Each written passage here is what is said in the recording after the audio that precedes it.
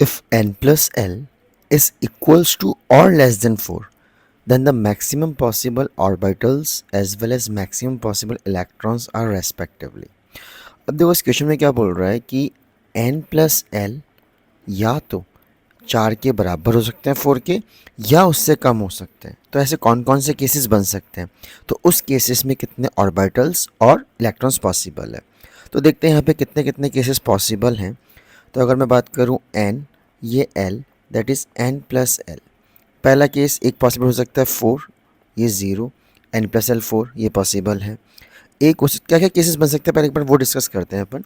एक हो सकता है 3, 1, ये हो गया 4, 2 और 2, ये 4, ये पॉसिबल नहीं है। क्यों पॉसिबल नहीं है? क्योंकि n और l कभी भी 4 के बराबर नहीं हो सकते। उसी तरह एक पॉसिबिलिटी हो सकती है 1, 3, 4, 0, 4, 4। तो ये इनमें से कोई भी पॉसिबल नहीं है, जस्ट बिकॉज n का वैल्यू हमेशा l के वैल्यू से ज़्यादा होगा। तो n प्लस एल अगर 4 होता तो ये दो पॉसिबिलिटी है। नेक्स्ट, अब मैं बात करूँ नेक्स्ट केस की, n प्लस एल 4 से कम भी हो सकता है, जैसे 3, 0, ये 3 पॉसिबल है। एक और 3 में क्या पॉसिबल है, 2, 1, ये भी पॉसिबल है क्योंकि n का वैल्यू ज़्यादा है। अब नेक्स्ट अगर मैं बात करूँ यहाँ पे 1, 2 या 0, 3, ये दोनों पॉसिबल नहीं हैं क्योंकि n का वैल्यू कभी l के वैल्यू से कम नहीं हो सकता। तो n प्लस एल 3 में ये दो पॉसिबिलिटी थी। अब मैं बात करूँ, एक पॉसिबिलिटी है कि n प्लस एल अगर 2 होता तो 2, 0, ये पॉसिबल है। 1 और 1 पॉसिबल नहीं है, जस्ट बिकॉज n और l बराबर नहीं हो सकते। तो n प्लस एल 2 में केवल यही दो पॉसिबिलिटी है। एक लास्ट पॉसिबिलिटी, n प्लस अगर 1 होता तो 1 और 0। तो इतनी पॉसिबिलिटीज़ पॉसिबल है जब n प्लस एल का वैल्यू 4 या 4 से कम हो।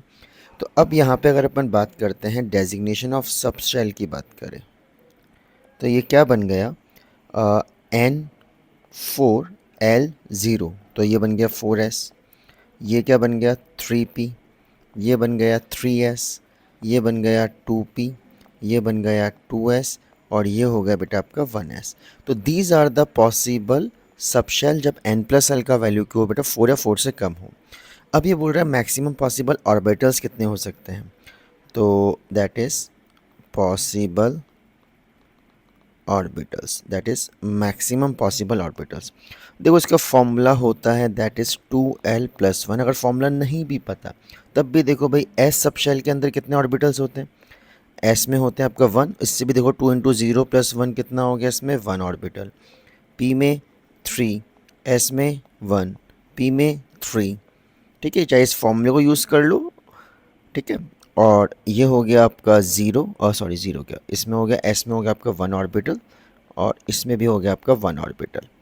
अब मैक्सिमम नंबर ऑफ ऑर्बिटल्स कितने हो गए अपने पास, that is 1, 3, 4, 5, 6, 7, 8, 9, 10, there 10 orbitals are possible. तो मैक्सिमम ऑर्बिटल्स इज 10। और वहीं पे अगर मैं बात करता हूँ मैक्सिमम पॉसिबल इलेक्ट्रॉन्स की, तो जितने ऑर्बिटल्स होते हैं उसका जस्ट डबल क्या होता है आपका electrons, that is twice of 2l + 1।